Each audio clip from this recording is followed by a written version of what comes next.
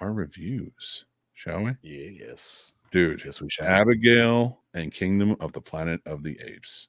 Mm-hmm. All right, let's start with Abigail. I think I have a lot more to say about Kingdom. So let's start with Abigail.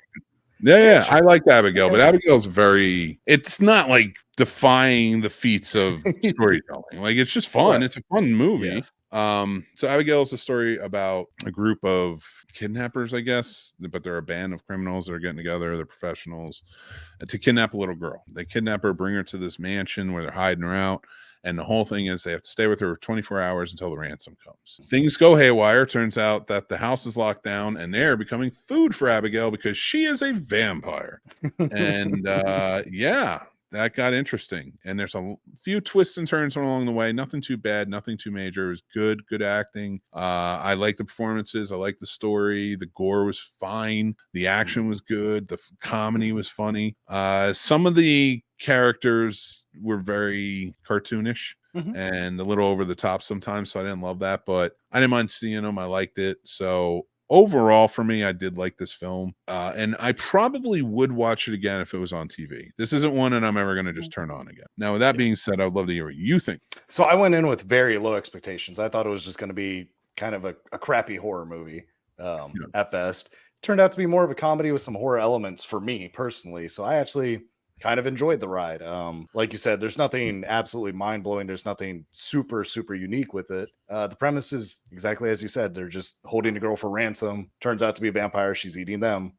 It's the comedy scenes are very predictable, but the jokes do hit fairly well. The twist I thought was pretty good, but I actually enjoyed it. And kind of like you, like if I walked in on someone watching it or just happened to be on TV or something, I probably would absolutely sit back down, but I wouldn't go out of my way to watch it again.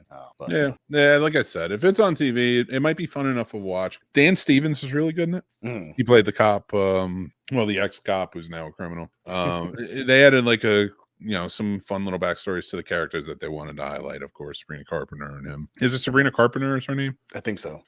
She was in the Scream movies, the more recent one. She's the one that got fired from the Scream movies for speaking out. And, again, I'm not saying she was wrong or anything. I'm just saying that's why she got fired. I'm stating fact. I'm not stating any other thing. So with this movie, it was just rewatch. Let's get to our ratings of it. I gave it a 3. You gave it a 3. It's above average. Right. It to me, I feel like this is one of those formulaic studio produced horror movies. It's lower budget that you can put out. It's probably going to make some good money. Every studio has them. Universal is usually the biggest one with them, and they usually make the better. Especially because Blumhouse stepped in and others. So those are considered the low budget. This is one that has the tropes, has the conventions, really works, and they did it well. Not great, but they did it well. So I say go check it out. Maybe not in theaters, but check it out. It's definitely a watch at home, in my opinion. Stream at home. Yeah.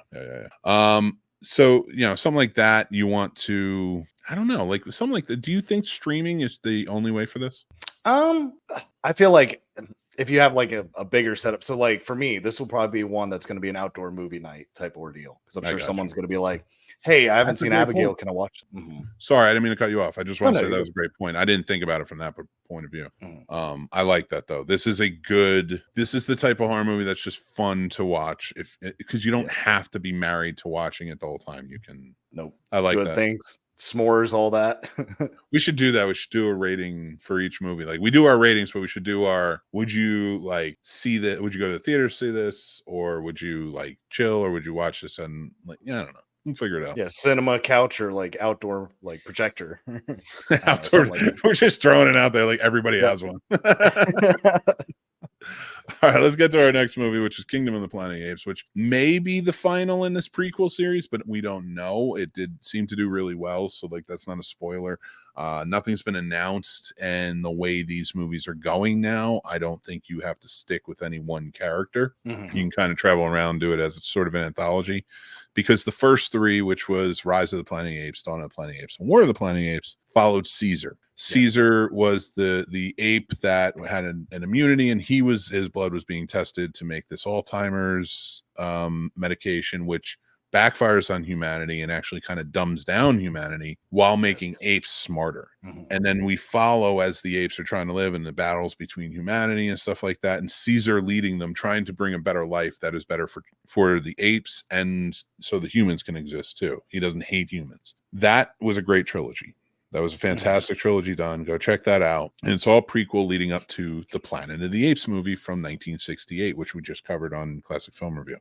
So if you want more about that, go check that out. But this one is set 300 years into the future after the last movie, which was Caesar's final movie. The thing I liked about this movie that really added to it was Caesar's still very much a part of it. This is his legacy. 300 years later, and we're finding out who was Caesar to the apes and how that grew. Noah is the ape that is leading the pack in this. Like he's going up against Proximus Caesar, which is a ruler of the an ape clan, and he enslaves other apes, ape clans, things like that, and humans. He is trying to get into an old missile silo, which was converted into a vault. After everything happened, and he has taken a young woman, May, who is intelligent and can speak, and is very different from the humans they've encountered before. And the apes, Noah takes her in to kind of protect her from Proximus, who's trying to use her to get in the vault and stuff. Overall, that's what the movie is about. I like this movie a lot. I thought it was really well done. I don't need any more. I think this is a perfect bridged gap between the Caesar years and what we're going to get in Planet of the Apes when George Taylor comes. And even though that takes place farther down the line in the future, in the Apes future, I think it's a beautiful bridge that kind of shows you how we got from here, where humans were really, available, to, where we're going.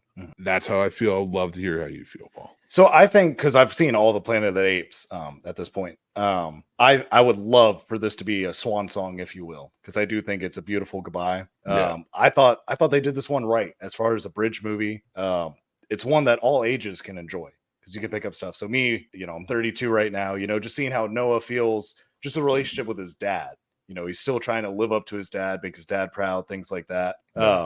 I could connect to that still. So I think they did a real good job, when we're talking about movies being memorable, emotionally connect. I emotionally connected to Noah real quick because, that's how you want to, for me, that's how I wanted to be. So, I really felt for Noah, like, you're trying to do this, but you kind of want to be your own person. But now you're having all this responsibility kind of thrown at you at once because, certain scenarios happen in this movie. I'm not trying to give spoilers. So it was tough, but I thought it was very, interesting and believable as far as if apes were to talk. I thought they did great in how they're moving around. I thought their personalities were great. The dialogue was so much fun. I thought it was very unique how they had different variations of how people saw Caesar, because you had certain apes saying, this is the way of Caesar, and then some saying in the name of Caesar, and they were two conflicting things, which is, that's just to the religious parallels, especially Christianity, and to say, like, it really, like, you can have a message and it can be misconstrued all the way through. Yes. 100%. To other people's interpretation. So that's a great point. I'm glad you pointed that out. Thank you. I really did. I did enjoy this movie. The one thing I didn't enjoy were there were more unbelievable aspects, were the human elements. Yes. And I hate to give up any spoilers. It's gonna be mild spoilers here. So if you don't want to hear them, please, but like, it's not me trying to give away plot points, but they may get sort of thrown out. And the only thing I want to say to kind of allude it is, I live in a time where there are missile silos. Right. If you asked me to break into a missile silo and figure out how to get anything, even if you told me exactly what I was supposed to do, I don't know that I'd figure that out. No. So I don't, and I would say I'm maybe average smarts, maybe a little above average, but maybe at most average. Right. And I'd have a hard time figuring that out. A person who is 300 years or more by this point detached from that, I don't care how much. First of all, why are the humans so smart? Why are certain so smart? And I don't want that answer. You gave me that in the last one. Right. And if you want to have hidden smart people, I don't have a problem with that. But the fact that they know how to do so much. Right. It's like they were talking, people can't read. People can't, like, talk to each other. Like, there are people who can't talk, and they need this to teach people how to talk. And I get how it plays out. And that was realistic in a sense. Right. But the fact that they can, and they can do it at such an accelerated rate where they're able to run things and pull in power and start satellites. Yeah. Paul, if you gave me an instruction manual on how to break into a missile silo, exactly where to go to get the card to start the satellites, I'd look at you like you have the wrong guy. Right. I'm not the guy. I'm not the right person for this operation. You need to find someone else. Preferably someone who is way more into that life. Right. Somebody who worked there. Not me. And not a 16-year-old girl in 300 years. It's not gonna happen when everything's been off. Yeah. And she walked directly in. She's like, hold on, stay here. I'm gonna go do this real quick. Just knew exactly. How does she know how to turn the lights on? All right, so that was my biggest gripe with the movie. But I did really like the movie overall, and she's such a small part of it. That whole thing is such a small part of it. She's in it a lot, and she's not a bad character. Those were just attributes that I'm like, that doesn't make any sense. Like I don't know, whatever. My rating for this was 4. Might go down one. No, I really like the movie. It is a 4. I think people should go check it out, especially go see it in theaters. If you've seen the others, it's beautiful visual effects. All the visual effects are perfect. The fur on the apes looks real. They always have.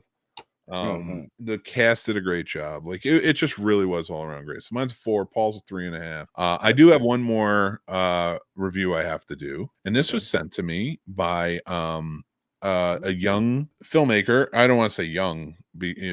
She looks much younger than I am in the movie because she's in the movie as well. So I realize I'm over talking this already. So when I say young, it's just because I'm old. I want to make sure I say it right. It's Morgan Millam, and she has made a movie called Martian Girl Massacre, and it's a short horror film. She sent it to me. I'm sorry, Paul, I didn't have it sent over. I can't share it. It was a link. That's fair. So I couldn't share it with you at the time and when I got it, but I will try and get you one so you can see it as well. Yeah. But I did want to rate it for so with this, let me just put my rating up. It is about a group of I want to say teenagers, but they might just be a little bit older than that. Just sort of renting a house and hanging out, and then they find one discovers a Martian, and I really enjoyed the Martian's look in this. I thought it was cool. There's a lot of tentacles. I'm not so much into the tentacle stuff, but not that I didn't like it. I was like, this is kind of cool. It was really well done. It's a cool little it's a slasher film, but it has the alien twist to it. It has some cool effects to it. I loved the Martian in it. She did a really good job. For a short film too, you told a good story all the way through. I gave you 2.5 stars out of 5. That's really well done. Usually when I see horror shorts, not that they're bad or anything, I've seen a lot of great ones, especially doing Carolina Fear Fest Film Festival. This is one that I did enjoy. I walked away from this. I was like, the acting was fun. Everybody had a good time. Like you could tell it was like a really fun shoot. And I loved the look of the Martian that they did. I just thought it was really cool. Trevor slasher E.T. hentai. That's basically what it was. But that is my rating for it. Thank you, Morgan, for sending it in. And appreciate you. Keep going. I love it. And my mixed movie pick of the year, 1958. If you haven't guessed it, it's Touch of Evil, directed by Orson Welles and starring Orson Welles and Charlton Heston. Of course, Charlton Heston was in Planet of the Apes, which connection to last week's classic film review. And tomorrow on the YouTube channel, you'll get to see 1958's Touch of Evil. That will also be on the channel. Love you guys. Appreciate you being a part of it. Appreciate you being here, hanging out with us, having a good old time. We love movies, and we know you do too. So join the Snob Nation. Hit like, hit subscribe, hit that bell. Make sure you join up on the Patreon. Like I said, we got the free tier, or if you want to take a tier to help support the channel, we appreciate you. Thank you so much. And there's perks available, so go check them out. But also, join up on the Discord, hang out, just be a part of the Snob Nation. Let's talk movies, have a good time, and treat it like we did tonight, where we have fun. We're not offended. We're just here to enjoy and love the movies that we love and hate the movies that we hate. But no, I kid, of course. But before I go, I want to ask Paul, do you have anything to say, my friend? Hey, keep watching, you guys, keep listening, and keep loving the magic of movies. And I hope you guys have a good week. That I love that. That's even better. That should be your catchphrase. Keep loving the magic of That movies. is. That's Yeah. it. That's it. It's gonna stick. It should stick. I think that's great. All right, guys. Next week we'll be back with an all new episode. Make sure to check us out live 7 p.m. Eastern. But until next time, I'm Mick Manhattan. Remember to be kind, stay classy, and take care of yourselves because that's important. And I'll talk to you soon. Bye.